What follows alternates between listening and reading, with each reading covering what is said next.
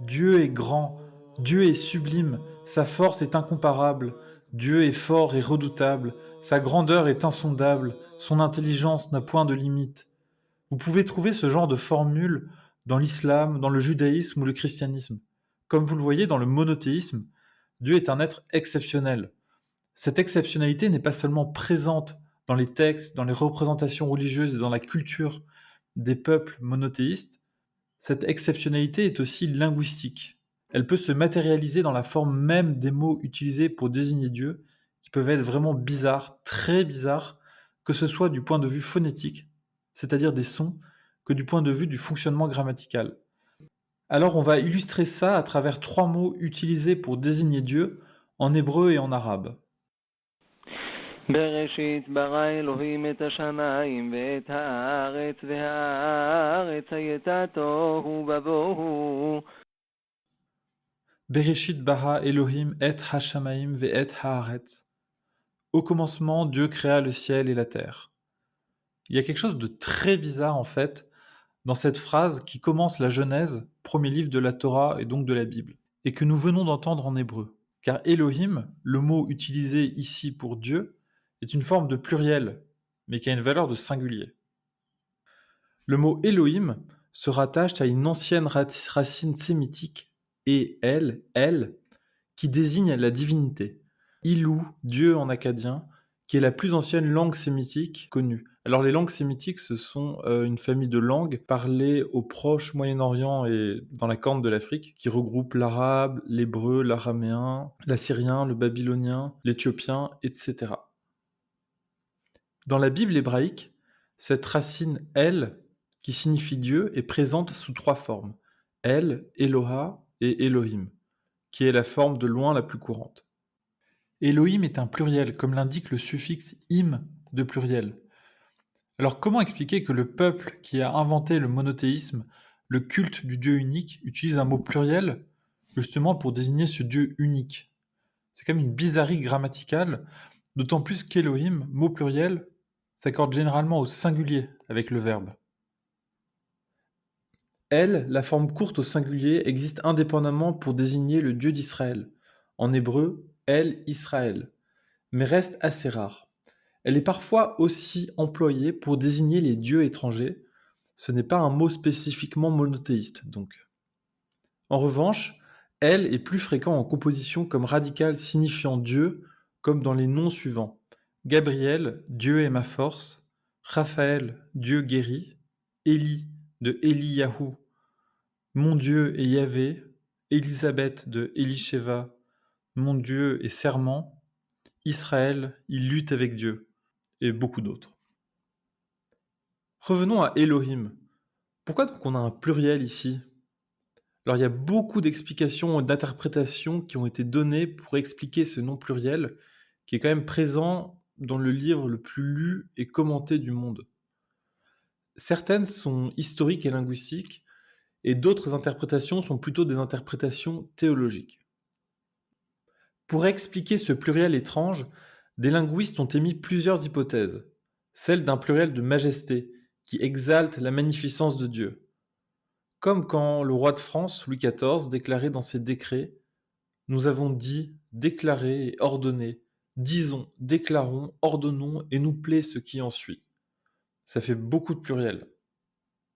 Dans la Bible, on trouve d'autres exemples de pluriels de majesté ou d'amplification, comme dans Béhémoth. C'est une forme de pluriel qui désigne la bête géante, donc au singulier, ou Adonim, Seigneur au pluriel, mais qui désigne le Seigneur. Par ailleurs, il existe plusieurs mots bizarres en hébreu pour lesquels le pluriel a une valeur de singulier, et ça sans explication très claire. Par exemple, on a Chaim, la vie, Shamaïm, le ciel, Maïm, l'eau. On pourrait penser que le pluriel d'Elohim, Dieu, serait dû à son caractère infini et à ses innombrables attributs de puissance et de gloire, qui sont des éléments de signification qu'on pourrait rattacher au pluriel. Ou encore, selon certaines explications, ce pluriel exprimerait l'idée d'abstraction, comme dans l'hébreu zekunim, vieillesse, avec le suffixe im de pluriel que vous reconnaissez. Elohim, de par la difficulté qu'ont les hommes à le saisir et le comprendre, est en effet l'être abstrait par excellence. Le pluriel Elohim a aussi été interprété comme portant la trace d'un polythéisme plus ancien, et je pense que c'est vraiment une piste intéressante.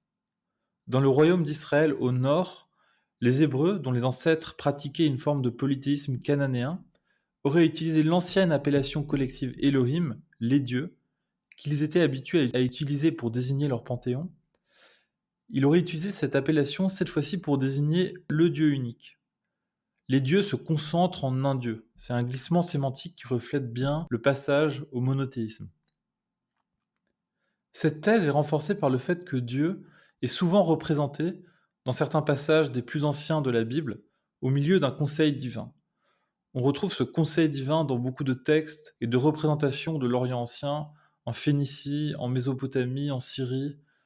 Le dieu El siège tel un roi au milieu du conseil divin, comme dans le psaume 82. Dieu, Elohim, s'est dressé dans l'assemblée divine, au milieu des dieux, Elohim, il juge. Dans cette conception, Elohim, au pluriel, peut être compris comme Dieu accompagné de ses messagers ou serviteurs célestes, pour cadrer avec une vision monothéiste, plutôt que comme Dieu accompagné d'autres dieux. Avec le passage au monothéisme, on aurait regroupé toutes ces divinités dans une vision unitaire et on n'aurait retenu que le sens de Dieu, tout en gardant la trace du conseil divin, de la cohorte d'anges dans certains textes. Mais Dieu dans la Bible n'a pas le monopole du mot Elohim. Alors en dehors de cet emploi, Elohim a d'autres emplois plus normaux. Les dieux des autres peuples dans la Bible sont régulièrement appelés Elohim, qui est ici une vraie valeur de pluriel, ou El. Le premier commandement, tu n'auras pas d'autre Dieu face à moi, dans le 20e chapitre de l'Exode, mentionne ainsi les Elohim Acherim au sens d'autres dieux. On a d'autres emplois carrément très très bizarres. Elohim peut être utilisé comme titre honorifique. Moïse lui-même est appelé Elohim dans l'Exode au 7e chapitre. Oui, Moïse, qui a transmis les commandements au peuple hébreu, dont le premier qu'on vient de citer est justement « Tu n'auras pas d'autre Dieu face à moi ».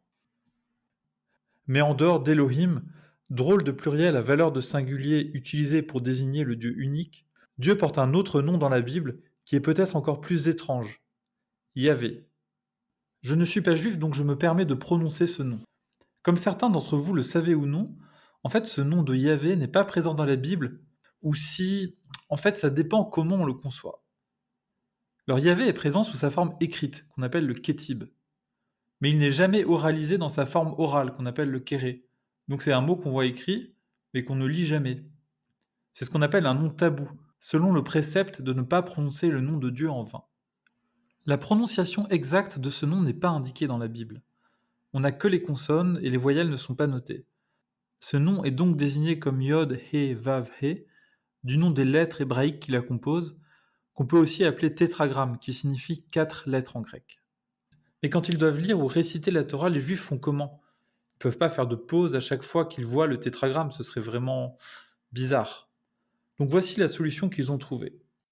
וידבר אדוני אל משה במדבר סיני באוהל מועד באחד לחודש. Quand les Juifs lisent la Torah à haute voix, ils utilisent le substitut Adonai, אדוני, אדוני, qui signifie Mon Seigneur, qui est encore ici un pluriel à valeur de singulier, un pluriel de majesté. Ils utilisent donc Adonai pour prononcer le mot Yod, He, Vav, He, le mot qu'on appelle Yahvé. Adonai est ainsi la forme orale, le kéré, si vous me suivez bien, qui correspond au tétragramme imprononçable. Donc Yahvé est un mot qui se lit pas, qui est illisible, mais qui est oralisé à travers un autre mot. C'est en fait une sorte d'idéogramme, vu que ces lettres n'ont plus aucune valeur phonétique. Vous me suivez? Dans les traductions de la Bible, on traduit Yahvé, le tétragramme donc, par le Seigneur, l'Éternel, Lord en anglais, Il Signore en italien, Dominus en latin ou Mein Herr en allemand, par exemple.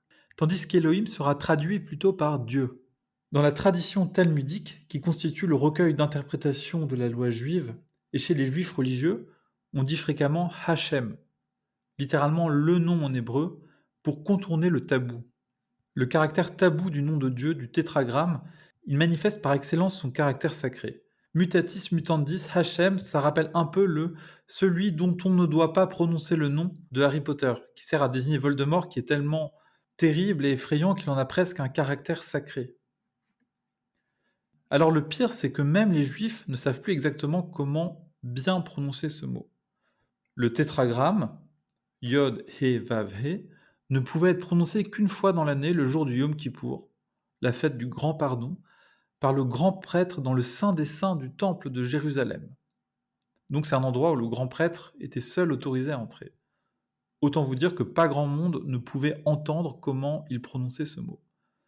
Et depuis que le temple a été détruit en l'an 70, plus personne n'est censé le prononcer, et donc plus personne ne sait comment bien le prononcer, en théorie. Alors pourquoi nous, on a cette prononciation Yahvé? Selon des auteurs grecs de l'Antiquité, qu'on appelle pères de l'Église, comme Clément d'Alexandrie au 2e, 3e siècle après Jésus-Christ, la prononciation était Yahvé, d'où cette tradition de prononcer Yahvé qu'on a conservée. D'autres auteurs chrétiens mentionnent la prononciation Yahou, Yahoo. Cette piste est renforcée par tous les noms de personnes qui se réfèrent à Dieu où le radical Yahou est présent. Eliyahu, Élie, mon Dieu Yahvé, Yeshiyahu, Isaïe, Dieu et salut, Yehoshua, Dieu sauve, qui a donné Josué et Jésus, Matthisyahu, Matthieu, don de Dieu. On a aussi une forme abrégée, Yo, comme dans Jonathan, Dieu a donné, ou Yohanna, Dieu est grâce. À partir du XIIIe siècle, chez les chrétiens, apparaît une prononciation erronée, Yehovah, Jéhovah. Elle a été inventée par un dominicain, Raymond Marty. Dans Jéhovah, en fait, ce dernier a combiné les consonnes Yod, He, Vav, He et les voyelles O et A de Adonai, qui est la forme oralisée du tétragramme. D'où Yehovah ou Jéhovah et les fameux témoins de Jéhovah. Alors il n'y a pas non plus de consensus sur la signification de Yahvé. Pour résumer ce débat très complexe et érudit et que je n'ai pas la prétention de maîtriser, on est d'accord en gros pour admettre qu'il s'agit d'une forme de troisième personne verbale à l'inaccompli, ce qui correspond au futur et au présent. L'interprétation traditionnelle issue de la Bible rattache ce nom à la racine ha-ya-ha, être, vivre. Yahvé ou Yahweh, avec la prononciation hébraïque originelle, signifierait donc il est, il sera ou il vit. Ce qui renvoie au passage du buisson ardent dans l'Exode, où Dieu dit à Moïse « Je suis celui qui suis ». Dans une autre interprétation, Yahvé signifierait « il souffle », ce qui serait un nom de Dieu de l'orage. Ça correspondrait aux hypothèses sur son origine selon lesquelles Yahweh est un dieu de l'orage et de la guerre issu du sud, d'Édom, ce qui correspond à l'actuel désert du Negev, et du Sinaï. Ce dieu aurait été introduit dans le panthéon de la Judée par la suite. Yahweh, dans le royaume de Juda, serait ensuite devenu le dieu dominant du panthéon, puis le dieu unique, récupérant au passage les attributs des autres déesses et dieux. C'est l'explication qui semble aujourd'hui privilégiée par la communauté des chercheurs. Comme vous le voyez, Yahvé est un mot hors norme, au fonctionnement unique, au point qu'on ne sait pas vraiment comment le lire. Yod, He, Vav, He, ou tétragramme, ou Adonai, ou Hachem, ou Yahou. Chez les chrétiens, Yahvé, Yehovah. C'est encore une belle manifestation linguistique que Dieu ne fait rien comme tout le monde. Passons maintenant à une autre langue sémitique, l'arabe. Comme vous le savez sans doute, le nom de Dieu dans cette langue est Allah, chez les musulmans, mais aussi chez les chrétiens de langue arabe. Ce mot est morphologiquement et phonétiquement très étrange, là encore signe de son exceptionnalité divine. Alors un petit rappel, Allah n'a pas été inventé par l'islam, on retrouve ce nom de Dieu dans la religion pré-islamique, c'est-à-dire la religion que pratiquaient les Arabes avant la conversion à l'islam. Allah y apparaît comme le dieu principal d'un panthéon composé de plusieurs dieux et déesses. Mais avec l'islam au 7e siècle, Allah a changé de statut, devenant le Dieu unique, tout-puissant et miséricordieux. Alors, plusieurs points sur ce mot. Allah est une contraction de Al, l'article, et Illah, Dieu. Allah signifie littéralement le Dieu.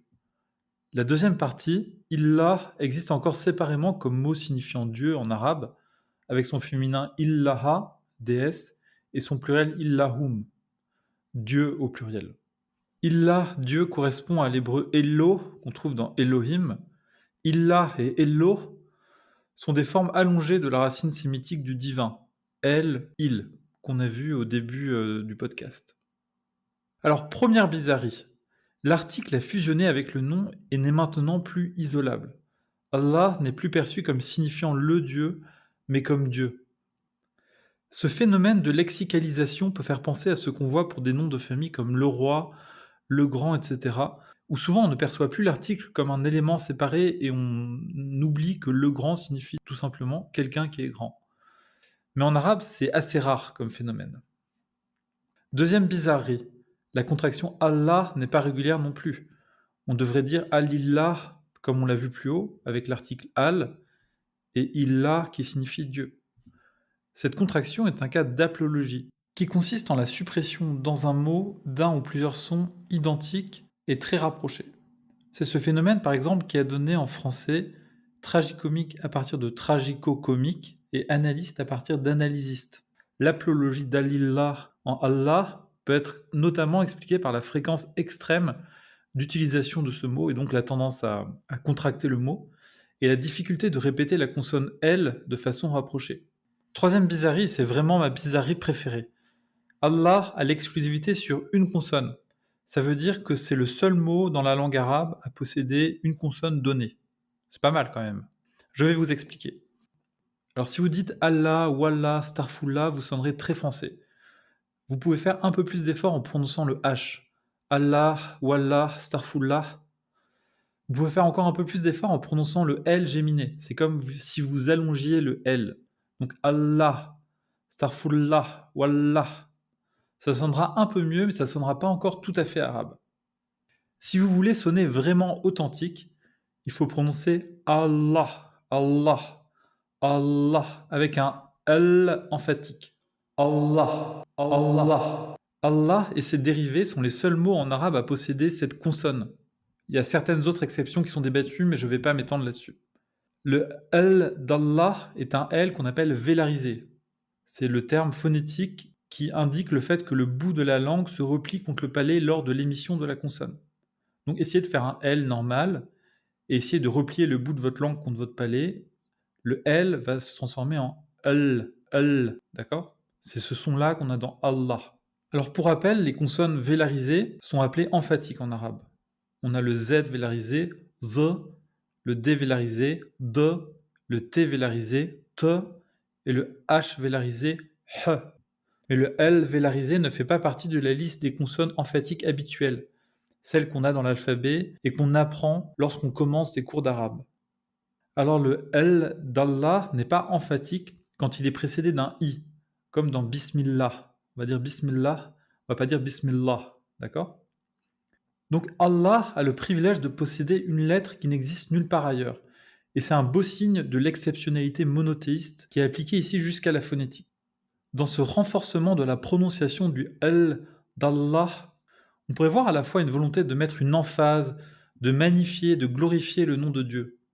Aussi peut-être une volonté d'éviter toute confusion possible entre Allah et Alillah, donc Dieu, le Dieu de l'islam, le Dieu monothéiste, et Alillah qui signifierait le Dieu.